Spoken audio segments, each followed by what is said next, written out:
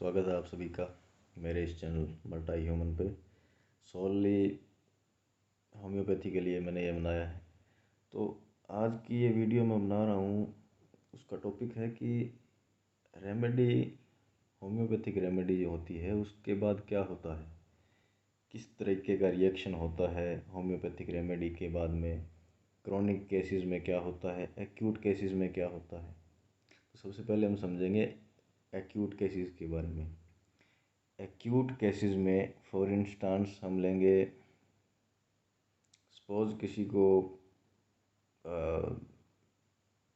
कोई पेन है शरीर में, या कोई अचानक से कोई माइग्रेन का कोई एक्यूट सिम्टम आ गया, या माइग्रेन वैसे क्रोनिक डिजीज़ है, बट पेन की सिचुएशन में, या बहुत ज़्यादा आपको वॉमिटिंग हो रही है, या एकदम से कोई सीजर आ गया, एकदम से एपिलेप्टिक फीट आ गया, तो उस टाइम पे एक्यूट रेमेडी की सिंगल डोज, और सिंगल डोज में भी जो पोटेंसी है वो हम 30 रखते हैं मोस्टली, बिकॉज 30 पोटेंसी क्या है, बहुत एक कॉमन पोटेंसी मानी जाती है एक्यूट कंडीशंस के अंदर।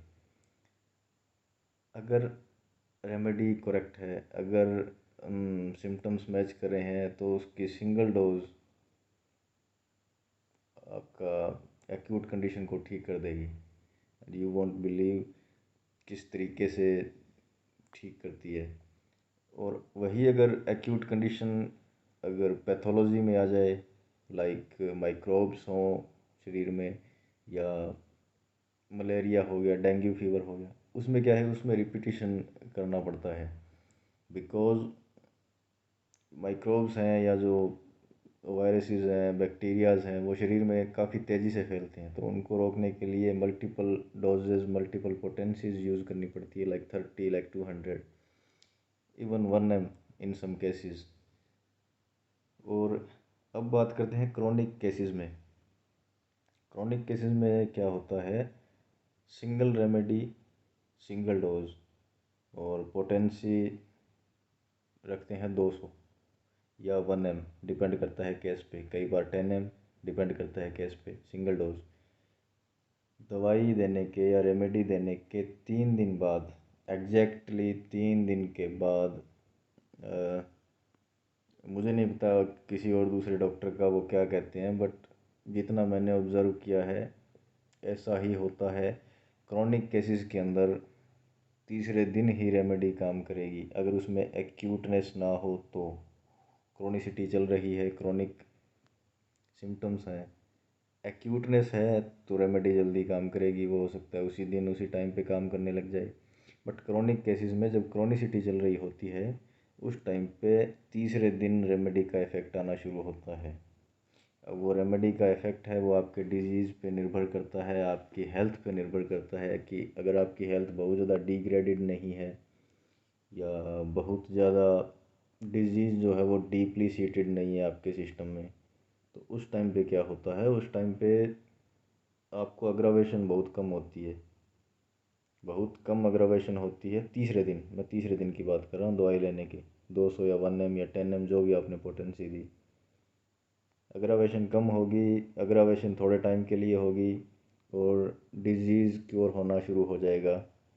अगर आपको डिजीज़ डीप सीटेड है, फॉर इंस्टेंस आपको इमोशनल इश्यूज़ भी हैं, आपको फिज़िकल इश्यूज़ भी हैं, और काफ़ी लंबे टाइम से 2-3 साल से इश्यूज़ हैं आपको, तो आपको अग्रावेशन होगी, और ज़रूर होगी। और अग्रावेशन में आपको बुखार आएगा, आपको जुकाम होगा, कोल्ड के सिम्टम आएंगे, 24 घंटे कम से कम रहेंगे। 24 घंटे अग्रावेशन काफ़ी मात्रा में रहता है, पर वो नुकसानदायक नहीं होता है। अगर ऐसा होता है तो समझ लीजिए कि आप क्योर की कंडीशन में है, दवाई सही है, सही आप पे काम कर रही है। अच्छा, इसके बाद आपको वेट करना होता है, कोई दवाई कोई कुछ नहीं लेना होता है। Within 24 hours symptoms will settle down to normal, और जो आपका रिमेनिंग डिजीज़ है वो क्योर होने लग जाता है। 1 मंथ, 2 मंथ, इस हिसाब से वो इतने पीरियड के अंदर अंदर आपको काफ़ी कम से कम 50-60% फ़र्क लगेगा। फिर हो सकता है आपको दवाई रिपीट करनी पड़े, पोटेंसी चेंज करनी पड़े, आपको दवाई जो है वो दूसरी कोई सिलेक्ट करनी पड़े, वो डिपेंड करता है केसेस के ऊपर। जनरली मैंने देखा है कि क्रोनिक रेमेडी आपने कोई भी चूज़ की, उसके बाद में आपको इंटरकरेंट रेमेडी देनी पड़ सकती है, like nux vomica, nitric acid, like arsenicum, या आपको नोसॉड पे जाना पड़ता है। मोस्टली आज के टाइम पे मैंने केसेस जितने भी देख रहा हूँ मैं, वो सब नोसॉड के केसेस हैं, उनमें नोसॉड देना पड़ता है। तो जो प्री डिस्पोजिशन होता है वो नोसॉड का ही आ रहा है। और अगर मैं गलत नहीं हूँ तो मेडोराइनम नंबर वन नोसॉड मैं कहूँगा। बिकॉज क्या है ना, आज की दुनिया फास्ट हो गई है, सब कुछ फास्ट चाहिए उसको।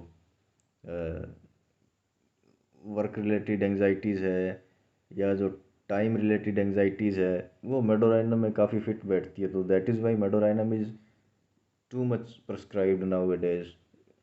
और ट्यूबरकुलाइनम अच्छे से प्रेस्क्राइब किया जाता है। और भी हैं, नोसोड्स हैं, सार्कोड्स हैं। तो ये डिपेंड करता है केसेस पे।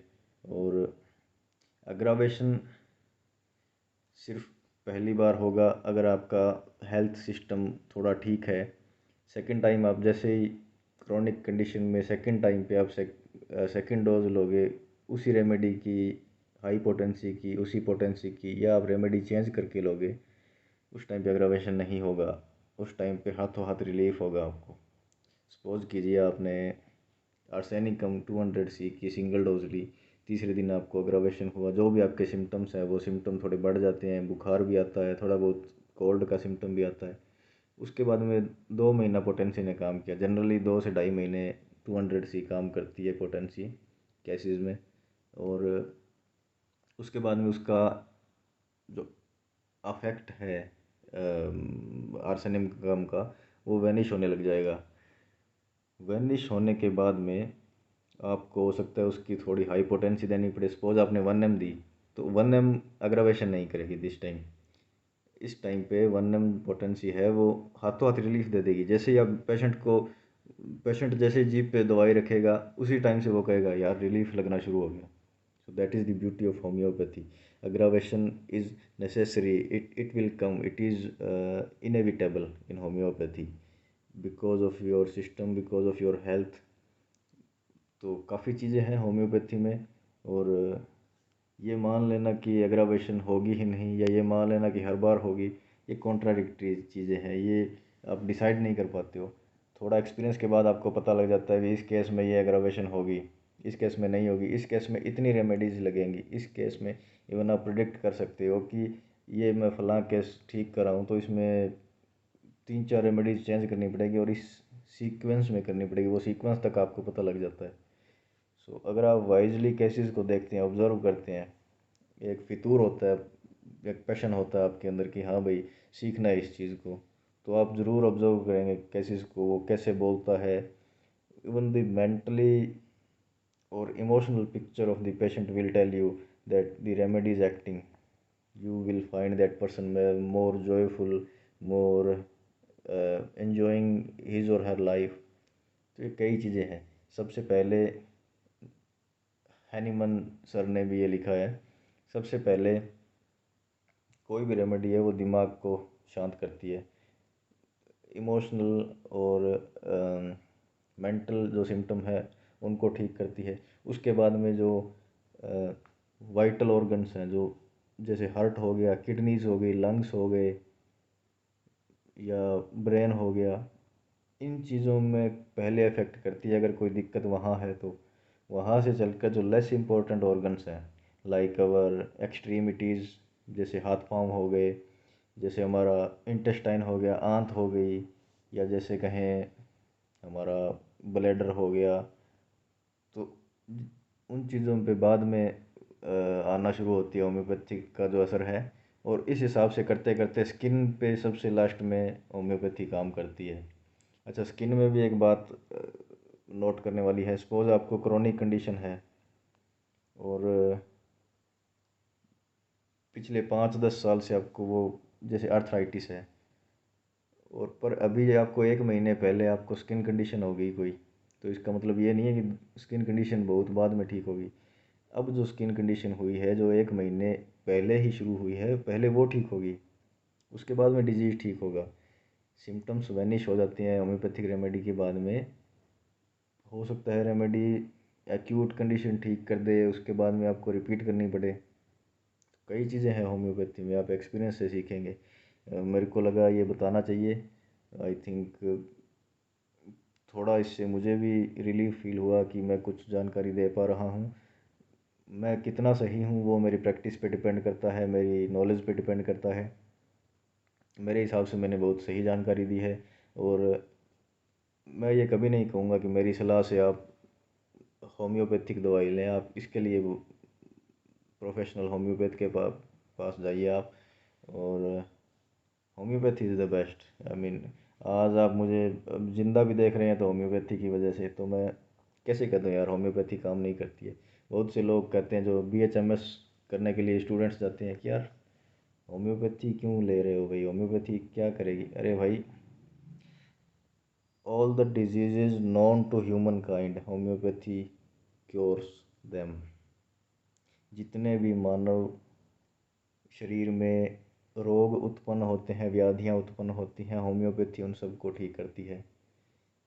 Even cancers are cured by homeopathy, but you have to have the knowledge to prescribe in those cancer cases. If your age is below 50 or 40 years, there are greater chances that you will survive of your cancers and will live good life, healthy life.